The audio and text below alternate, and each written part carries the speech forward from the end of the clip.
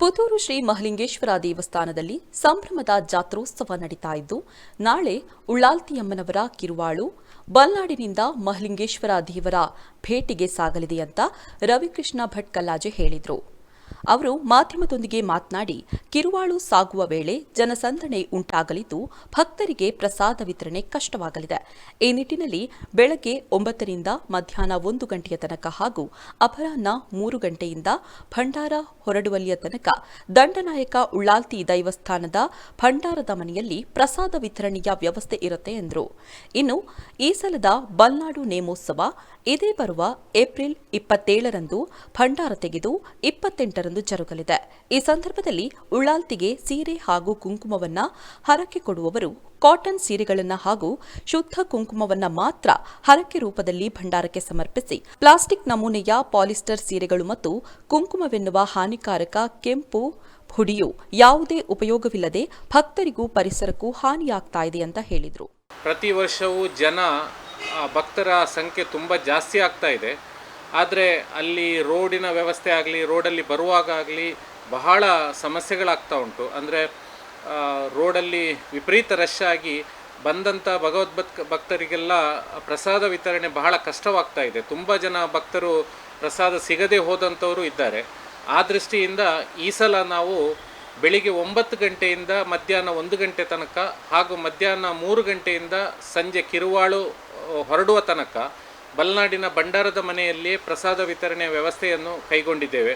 ಎಲ್ಲ ಭಗವದ್ಭಕ್ತರು ಇದರ ಉಪಯೋಗವನ್ನು ಪಡ್ಕೊಳ್ಬೇಕು. ಅದರ ಜೊತೆಗೆ ಮಹಾಲಿಂಗೇಶ್ವರ ದೇವರ ಭೇಟಿಯಾದ ನಂತರ ಒಂದು ನಿಗದಿತ ಸ್ಥಳದಲ್ಲಿ ಉಳ್ಳಾಲ್ತಿಯ ಭಂಡಾರವೂ ಇರ್ತದೆ. ಅಲ್ಲಿ ಕೂಡ ಪ್ರಸಾದ ವಿತರಣೆಯ ವ್ಯವಸ್ಥೆಗಳಿದೆ. ಆದುದರಿಂದ ಒಂದು ವೇಳೆ ರೋಡ್ ಸೈಡಲ್ಲಿ ಅಥವಾ ಇಲ್ಲಿ ಬೈಪಾಸಲ್ಲಿ ಸರಿಯಾಗಿ ಪ್ರಸಾದ ಸಿಗದೇ ಇದ್ದಂಥವರು ಅಥವಾ ಹೆಂಗಸರು ಸ್ವಲ್ಪ ಅಲ್ಲಿ ಆ ರಶ್ಶಲ್ಲೆಲ್ಲ ಕಷ್ಟ ಆಗುವವರು ದಯವಿಟ್ಟು ಮಹಾಲಿಂಗೇಶ್ವರ ದೇವಸ್ಥಾನಕ್ಕೆ ಬಂದು ಅಥವಾ ಭಕ್ತರೆಲ್ಲ ಭಂಡಾರದ ಮನೆಗೆ ಬೆಳಗಿನಿಂದಲೇ ಬಂದು ಪ್ರಸಾದ ಪಡ್ಕೊಂಡು ಇದರ ಸದುಪಯೋಗವನ್ನು ಪಡೆಯಬೇಕು ಅಂತೇಳಿ ಕೇಳಿಕೊಳ್ತಾ ಇದ್ದೇವೆ. ಅದರ ಜೊತೆಗೆ ನಾಡ್ದು 27ನೇ ತಾರೀಕು ಭಂಡಾರ ತೆಗೆದು 28ನೇ ತಾರೀಕು ಬಲ್ನಾಡಿನ ವಾರ್ಷಿಕವಾಗಿ ನಡೆಯುವಂಥ ದಂಡನಾಯಕ ಉಳ್ಳಾಲ್ತಿ ದೈವಗಳ ಜಾತ್ರಾ ಮಹೋತ್ಸವ ಇದೆ. ಇದರಲ್ಲಿ ಎಲ್ಲ ಭಗವದ್ಭಕ್ತರು ಭಾಗವಹಿಸಬೇಕು. ಜೊತೆಗೆ ಪ್ರತಿ ವರ್ಷ ಸಂಪ್ರದಾಯದಂತೆ ನಾವು ಎಲ್ಲ ಹರಿಕೆ ರೂಪದಲ್ಲಿ ಸೀರೆ ಮತ್ತು ಕುಂಕುಮವನ್ನು ಅರ್ಪಿಸ್ತಾರೆ. ಈ ಸತಿ ನಮ್ಮ ಆಡಳಿತಾಧಿಕಾರಿಯು ನಿರ್ದೇಶಿಸಿದಂತೆ ಮತ್ತು ಗ್ರಾಮಸ್ಥರು ಎಲ್ಲರೂ ಸೇರಿ ಒಂದು ಆಲೋಚನೆ ಮಾಡಿ ಈ ರೀತಿಯ ಒಂದು ಡಿಸಿಷನ್ ನಾವು ಮಾಡಿದ್ದೇವೆ. ಏನು ಅಂದರೆ, ಸೀರೆ ಕೊಡುವಾಗ ಎಲ್ಲರೂ ಕೂಡ ಕಾಟನ್ ಸೀರೆಯನ್ನೇ ದೇವರಿಗೆ ಅರ್ಪಿಸಬೇಕು. ಜೊತೆಗೆ ಕುಂಕುಮವನ್ನು ಕೊಡುವಾಗ ಶುದ್ಧ ಕುಂಕುಮವನ್ನು ಕೊಡಬೇಕು ಅಂತೇಳಿ ಈ ಮೂಲಕ ನಾನು ಎಲ್ಲರ ಹತ್ರ ವಿನಂತಿ ಮಾಡ್ತಾ ಇದ್ದೇನೆ. ಕಾರಣ ಇಷ್ಟೇ, ಪಾಲಿಸ್ಟರು ಮತ್ತು ನೈಲಾನ್ ಸೀರೆಗಳನ್ನು ಅರ್ಪಿಸಿದರೆ ಅದನ್ನು ಯಾವುದೇ ರೀತಿಯಲ್ಲಿ ಉಪಯೋಗ ಮಾಡಲಿಕ್ಕೆ ಆಗ್ತಾ ಇಲ್ಲ. ಅನಾಥಾಶ್ರಮಗಳು ಕೂಡ ಅದನ್ನು ತೆಗೊಳ್ತಾ ಇಲ್ಲ.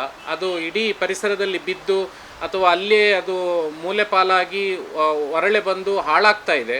ಆ ದೃಷ್ಟಿಯಿಂದ ದೇವರಿಗೆ ಅರ್ಪಿಸಿದ ಒಂದು ಸೀರೆಯು ಒಳ್ಳೆ ಸದುಪಯೋಗ ಆಗಬೇಕು ಅಂತ ಹೇಳುವ ದೃಷ್ಟಿಯಿಂದ ತಾವು ಯಾರೆಲ್ಲ ಸೀರೆ ಅರ್ಪಿಸುವರಿದ್ದೀರಿ ಅದನ್ನು ಕಾಟನ್ ಸೀರೆಯನ್ನೇ ಅರ್ಪಿಸಬೇಕು ಅಂತೇಳಿ ವಿನಂತಿಸ್ತಾ ಇದ್ದೇನೆ. ಜೊತೆಗೆ ಕುಂಕುಮ ಅಂತೇಳಿ ಹೇಳುವಂಥದ್ದು ಬಹಳ ಪಾವಿತ್ರತೆಯದ್ದು. ಬಲ್ನಾಡು ಉಳ್ಳಾಲ್ತಿಗೆ ಕುಂಕುಮ ಪ್ರಸಾದ ಅಂದರೆ ಬಹಳ ಶ್ರೇಷ್ಠವಾದ್ದು. ಆದುದರಿಂದ ಕುಂಕುಮ ಅರ್ಪಿಸುವಾಗ ಎಲ್ಲರೂ ಕೂಡ ಶುದ್ಧ ಕುಂಕುಮವನ್ನೇ ಅರ್ಪಿಸಬೇಕು. ಅದನ್ನು ನಾವು ಮುಂದೆ ಭಕ್ತರಿಗೆ ಅದನ್ನು ಕೊಡುವ ರೀತಿಯಲ್ಲಿ ಆಗ್ತದೆ.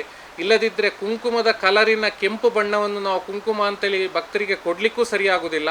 ಹಾಗೆ ಅಂತೇಳಿ ಭಕ್ತರು ತಂದು ಅರ್ಪಿಸಿದ್ದನ್ನು ನಾವಲ್ಲಿ ಸುಮ್ಮನೆ ಹಾಳು ಮಾಡಲಿಕ್ಕೂ ಆಗ್ತಾ ಇಲ್ಲ. ಅದಕ್ಕೋಸ್ಕರ ತಾವೆಲ್ಲರೂ ಸಹಕಾರ ನೀಡಬೇಕು. ಈ ದೃಷ್ಟಿಯಲ್ಲಿ ಈ 2 ವಿಷಯಗಳನ್ನು ವಿನಯಪೂರ್ವಕವಾಗಿ ನಾನು ಎಲ್ಲರ ಹತ್ರ ಕೇಳ್ಕೊಳ್ತಾ ಇದ್ದೇನೆ, ಆಡಳಿತಾಧಿಕಾರಿಯವರ ಪರವಾಗಿ.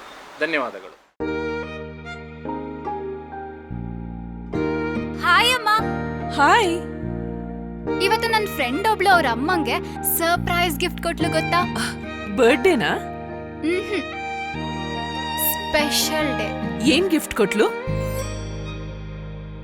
ನನ್ನಮ್ಮ ಬೆಸ್ಟ್ ಆರ್ಕಿಟೆಕ್ಟ್ ಅವಾರ್ಡ್ ತಗೋತಿರೋ ದಿನ ನನ್ನ ಕಡೆಯಿಂದ ಪ್ರೀತಿಯ ಗಿಫ್ಟ್.